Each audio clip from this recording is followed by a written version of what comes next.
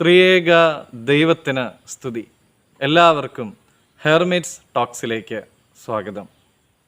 കുരിശിൽ കിടന്നുകൊണ്ടുള്ള നമ്മുടെ കർത്താവിൻ്റെ പ്രാർത്ഥന, പിതാവേ, ഇവർ ചെയ്യുന്നത് ഇന്നതെന്ന് ഇവർ അറിയായകൊണ്ട് ഇവരോട് ക്ഷമിക്കണമേ എന്നുള്ളതിൻ്റെ രണ്ടാമതൊരു പാഠം മനുഷ്യൻ്റെ ബുദ്ധിപരവും ആത്മീയപരവുമായ അന്ധത എന്നുള്ളതാണ്.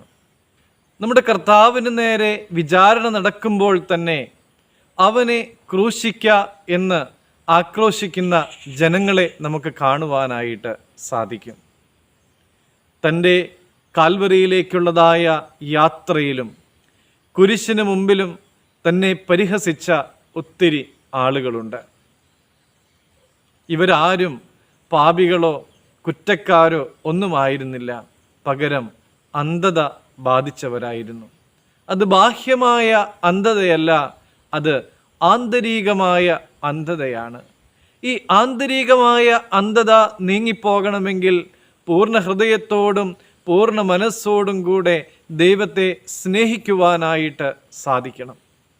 നമ്മളൊക്കെയും മറ്റുള്ള ആളുകളെ വിധിക്കുന്നവരാണ്. ഓരോ ദിവസവും ഓരോ നിമിഷവും മറ്റുള്ളവർ ചെയ്യുന്നതിലെ കുറ്റങ്ങളും കുറവുകളുമൊക്കെ കണ്ടുപിടിക്കുവാൻ ഏറെ താല്പര്യപ്പെടുന്നവരാണ്. നമ്മൾ മറ്റുള്ളവരെ വിധിക്കുമ്പോൾ അതിലെ ശരിയും തെറ്റും മനസ്സിലാക്കിക്കൊണ്ട് നേരോടെ വിധിക്കുവാനായിട്ട് പരിശ്രമിക്കണം. അങ്ങനെ നേരോടെ വിധിക്കണമെങ്കിൽ നമുക്ക് അവരെ സ്നേഹിക്കുവാനായിട്ട് സാധിക്കണം. നമ്മുടെ കൂടപ്പിറപ്പിനെയും കുടുംബത്തിലുള്ളവരെയും അയൽക്കാരെയും സർവോപരി നമ്മുടെ ദൈവത്തെയും സ്നേഹിക്കുവാനായിട്ട് നമുക്ക് സാധിച്ചാൽ മാത്രമാണ്, പ്രിയമുള്ളവരെ, നമ്മളെല്ലാവരിലുമുള്ളതായ ഈ ആന്തരികമായ അന്ധത നീങ്ങിപ്പോവുകയുള്ളൂ.